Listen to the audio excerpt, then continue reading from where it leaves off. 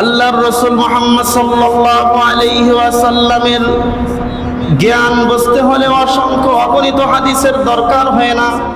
হাদিসই যথেষ্ট। আল্লাহর হাবিব মুহাম্মদ সাল্লাল্লাহু আলাইহি ওয়াসাল্লামের জ্ঞান বুঝতে হলে, তার সম্মান বুঝতে হলে একটি হাদিসই যথেষ্ট। সুবহানাল্লাহ। কারণ আমার রাসূল সাল্লাল্লাহু আলাইহি ওয়াসাল্লাম তিনি ছিলেন সাহিবুল কোরআন। আল্লাহর হাবিব মুহাম্মদ সাল্লাল্লাহু আলাইহি ওয়াসাল্লামের উপর আল্লাহ রাব্বুল আলামিন গোটা কোরআনুল কারীমকে রাসূলের উপরে নাজিল করে দিয়েছেন। সুবহানাল্লাহ। রাসূল তিনি ছিলেন সাহিবুল কোরআন, তার উপরে কোরআন আল্লাহ পাক নাজিল করেছেন। তাহলে নিশ্চয়ই বোঝা গেছে রাসূলকে আল্লাহ পাক কত জ্ঞান দান করেছেন।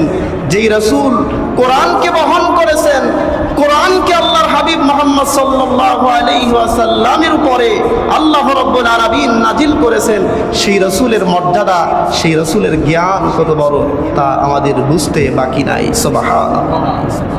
যেই কোরআনের ব্যাপারে আল্লাহ পাক বলেন মা ফাররাতনা ফিল কিতাবি মিন শাই, আল্লাহ রাব্বুল আলামিন বলেন আমি গোটা কোরআনুল কারীমে কোনো ইলম, কোনো জ্ঞান বাদ রাখি নাই। যত জ্ঞান রয়েছে সমস্ত জ্ঞান আল্লাহ রাব্বুল আলামিন কোরআনুল কারীমের মধ্যে রেখে দিয়েছে।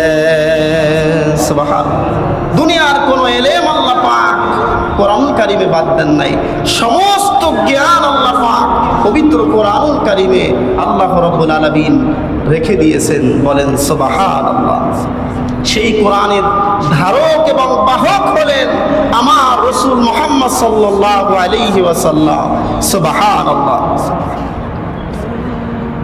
রাসূল পাক সাল্লাল্লাহু আলাইহি ওয়াসাল্লামকে যেই কিতাব দান করা হয়েছে পবিত্র কোরআনুল কারীম, সেই কোরআনুল কারীম সম্পর্কে মাজমাউল জাওয়াহিদ ওয়া মানবাউল ফাওয়াইদ ইমাম নুরউদ্দিন হায়সামি রাহিমাহুল্লাহ তার কিতাব, তিনি সহিহ সনদে একটি হাদিস নিয়ে এসেছেন।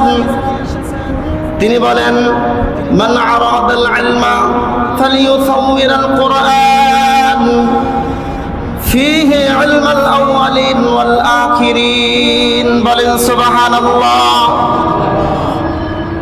বলা হয়েছে কেউ যদি জ্ঞানের রাজ্যে রাজত্ব করতে চায়, কেউ যদি জ্ঞান অর্জন করে পণ্ডিত হতে চায়, সেজন্য কোরআনে আজিমটা পড়ে নেয়। কেউ যদি কোরআনুল কারীমটা পড়ে নেয়, তাহলে সেজন্য ইলমের শুরু, ইলমের শেষ গোটা কোরআনুল কারীমে আল্লাহ পাক দিয়েছেন। সেজন্য কোরআনে আজিমটা শিখে নেয়, তাহলেই সে ইলমের রাজ্যে রাজত্ব করতে পারবে, তাহলেই সে জ্ঞান অর্জন করে পণ্ডিত হতে পারবে। সুবহানাল্লাহ।